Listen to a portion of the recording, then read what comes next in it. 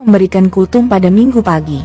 Seorang imam besar Katolik Ortodoks Rusia, Dmitry Smirnov, menyampaikan sebuah khotbah gereja yang menggemparkan di depan ratusan jemaatnya. Dia mengatakan masa depan Rusia akan menjadi milik pemeluk Islam. Berikut ini ceramahnya kepada jemaatnya.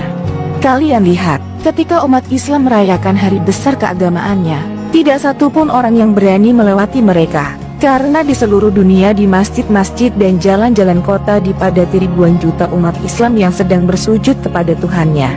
Saksikanlah, barisan jutaan umat manusia yang beribadah dengan sangat teratur dan mengikuti saf mereka masing-masing. Dan hal itu tidak perlu diajarkan. Mereka berbaris dengan tertib tanpa harus diperintah. Lalu di mana kalian bisa melihat pemeluk Kristen seluruh dunia bisa beribadah bersama? Dan hal itu tidak ada dalam Kristen. Kalian tidak akan pernah melihatnya. Lihatlah mereka, orang Muslim kerap membantu dengan sukarela tanpa berharap imbalan. Tapi pemeluk Kristen malah sebaliknya. Kalian tanyakan pada wanita tua itu, sambil menunjuk wanita yang lumpuh yang berada di gerejanya. Menurut wanita tua itu, seorang pengemudi Muslim sering menyediakan jasa transportasinya untuk mengantarkannya ke gereja di Moskow. Dan setiap wanita tua itu ingin memberinya upah. Tapi pengemudi Muslim selalu menolaknya dengan alasan bahwa Islam melarang mengambil upah pada wanita lansia, jompo, duafa dan anak-anak yatim di berbagai panti dan yayasan. Dengarkanlah persaksiannya, padahal wanita tua itu bukan ibu atau kerabatnya.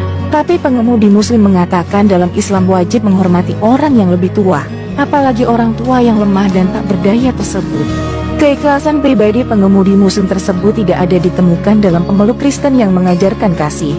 Tapi justru sebaliknya, pengemudi Kristen bisa tanpa belas kasih meminta upah atas jasa transportasinya pada wanita tua itu. Dia katakan layak mendapat upah karena itu adalah profesinya sebagai jasa transportasinya. Seorang Muslim malah lebih dekat dengan Sang Mesias. Tapi orang Kristen hanya ingin uang.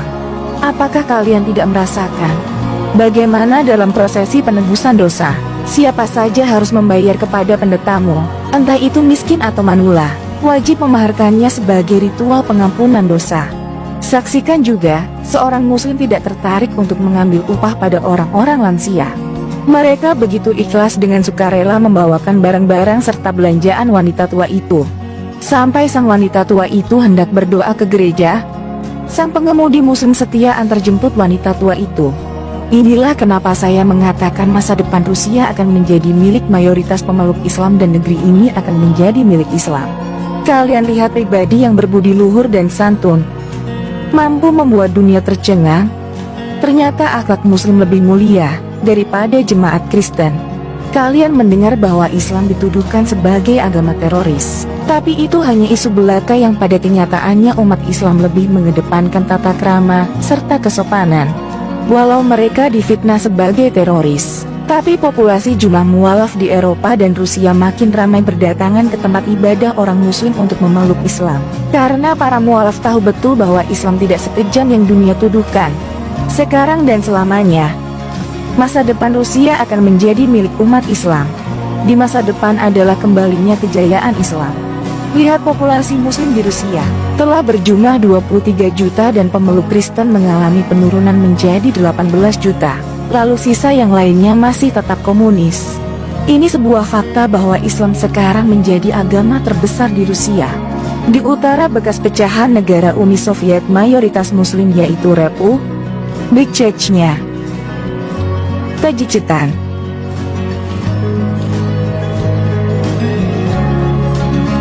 Dagestan. Lalu umat Islam telah menjamah di kota-kota besar Rusia termasuk Moskow. Imam besar mengakhiri khutbahnya dan turun ke mimbarnya dengan mata yang berair, di mana para jemaatnya masih terpaku dan terharu. Tidak menyangka seorang imam besar Katolik bisa mengagungkan orang Muslim. Sebagian jemaat ada yang menangis melihat cara ajaran Islam. Ternyata berbudi luhur dan tidak layak disebut teroris.